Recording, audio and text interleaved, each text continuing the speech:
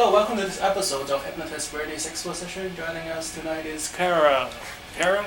It's Clara. Kara. Sorry about that. That's Kara. okay. Clara. Kara. Yes. Alright, how are you doing? I'm doing great, Bernie. How are you doing today? Doing well. That's good, that's good. So, you were on the show when? At 2007.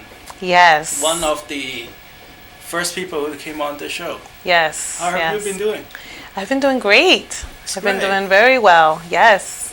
Remind us a little bit, what was it that you came to the show for? Well, during that time, I was working on my art business, and I wanted to become more organized and diligent about applying to different opportunities within the arts. So art projects and grants and residencies and things like that, and opportunities for exhibits.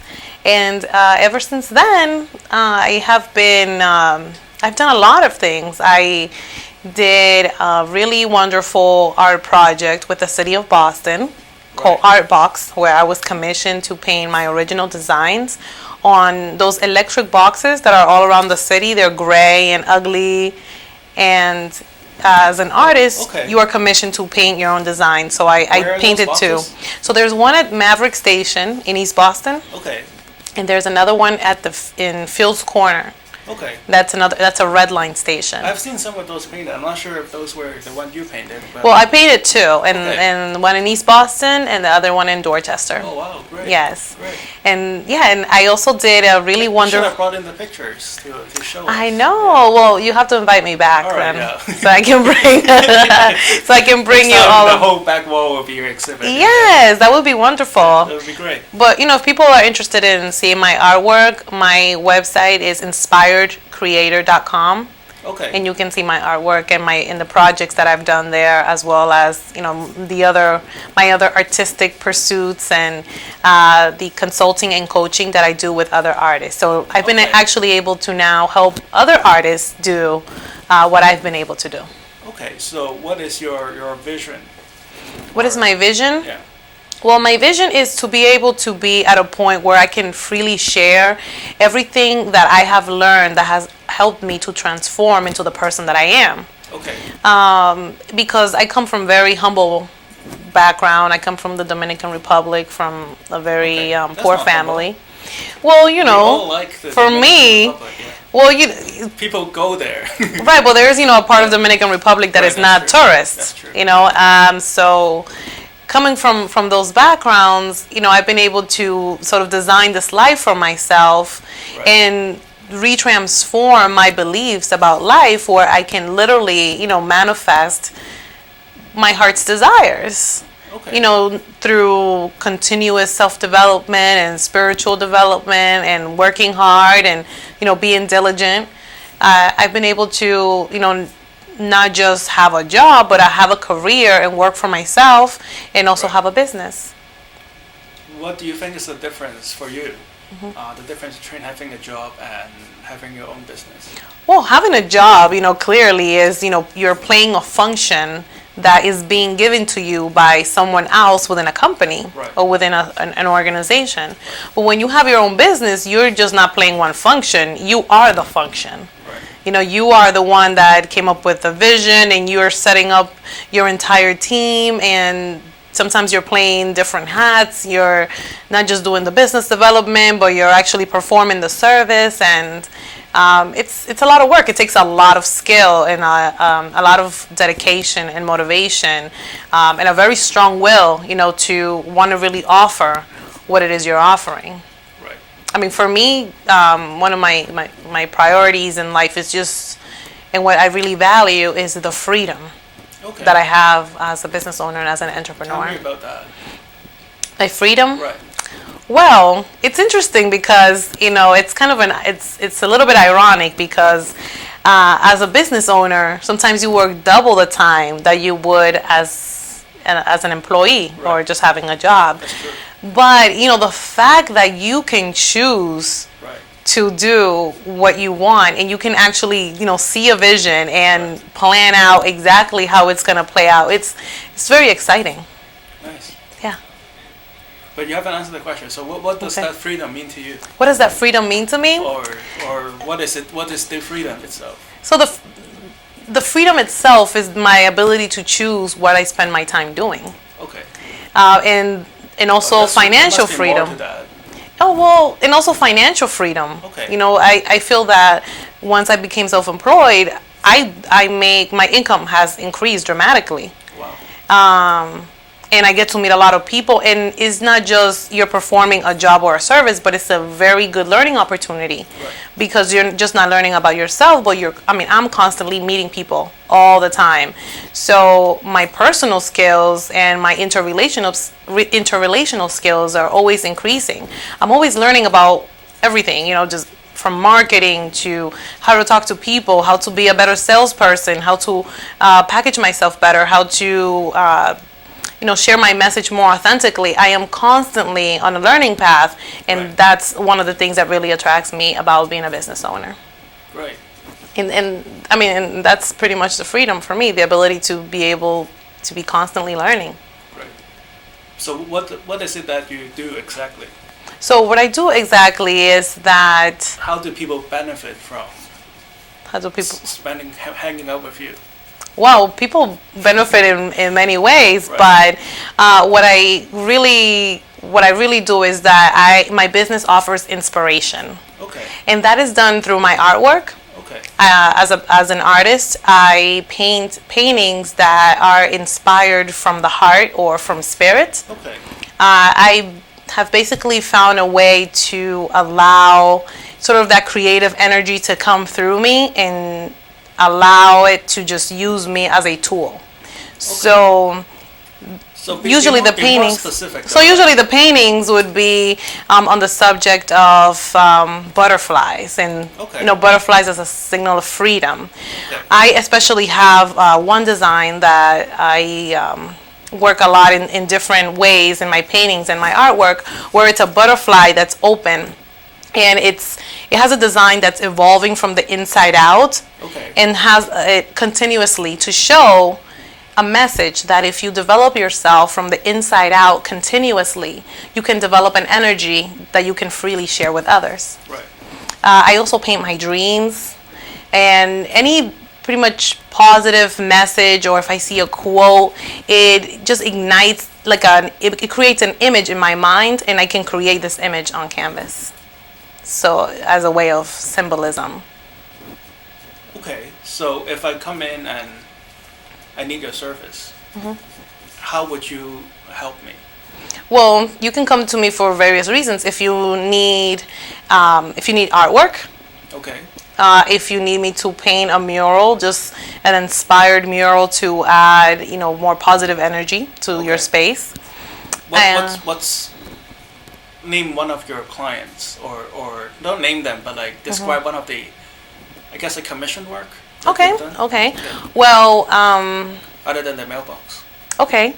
The Massport, Massport is the organization that handles the Logan Airport. Okay. I was commissioned to paint a rocking chair.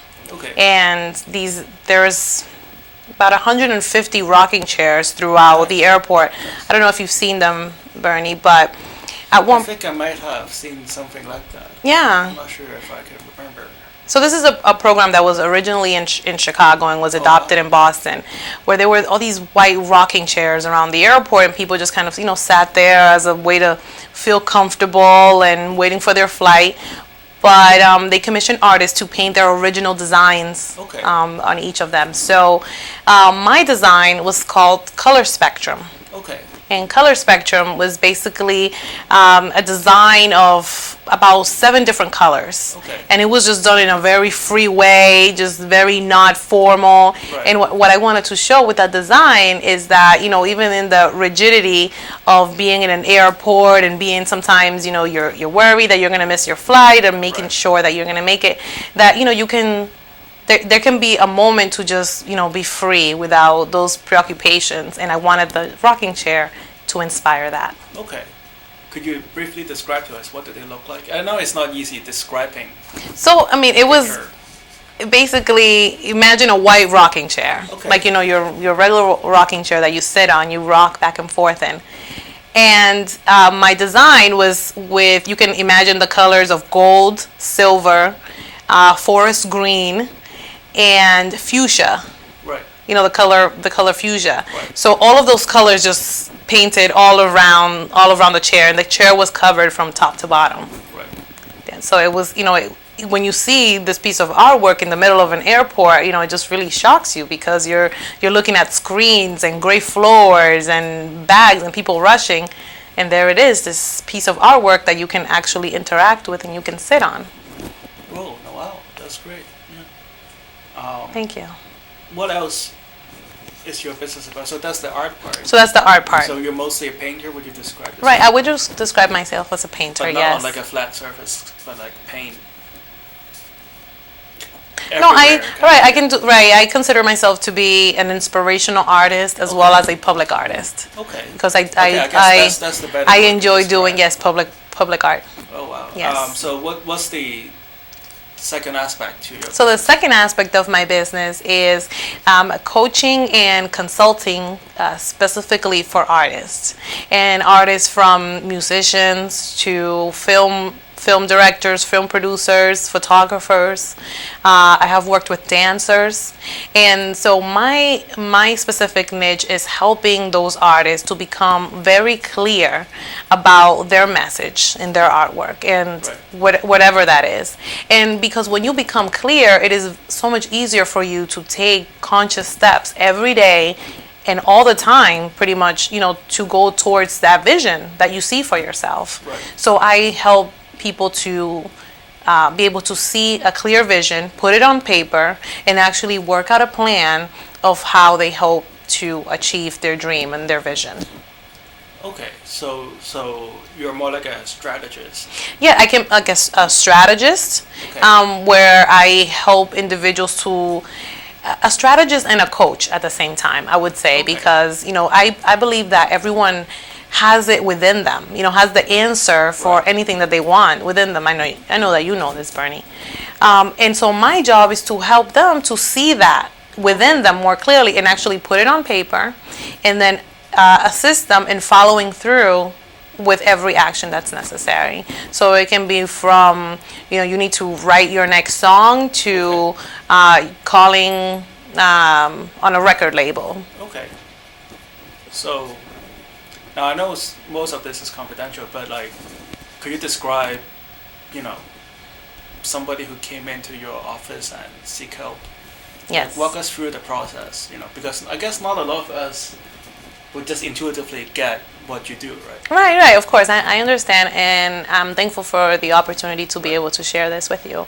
So if a person is interested in working with me, what we do basically, the person usually has something specific that they want to work on. Pick the last person and just so the person that you help. This person specifically was suffering from just being scattered.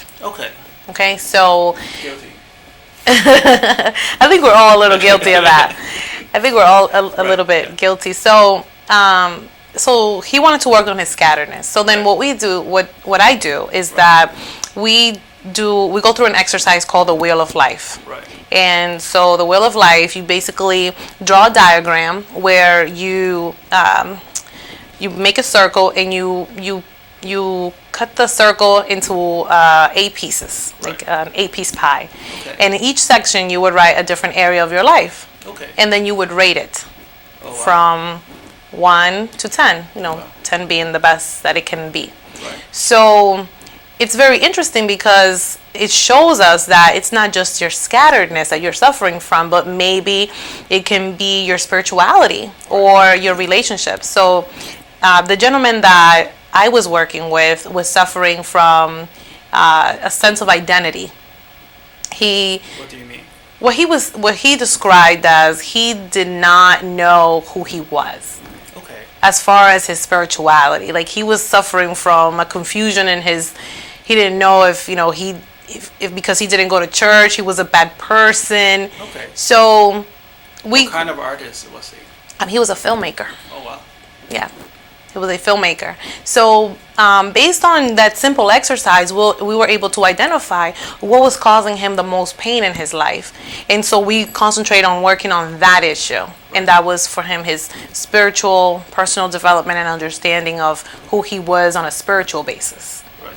So I by asking him questions, I said, what can you do right now in order to make yourself feel like, he rated it a 3. To make it go to, let's say, a 6. And he would say, well, maybe I can wake up and meditate. Maybe I can go for a walk, be in nature. Maybe every day read a little bit of something having to do with spirituality. Because he was at a point where he was so confused that he just said, oh, forget everything. Okay. And he was feeling disconnected. So what do you mean by spirituality? Is it religion specifically, or? I think his understanding of who God is, okay, and his relationship to God. Okay. What we came up with from that session was right, that his spirituality comes from expressing himself as a musician. There was this other part of him that he had abandoned. Right. So he started to take steps towards that.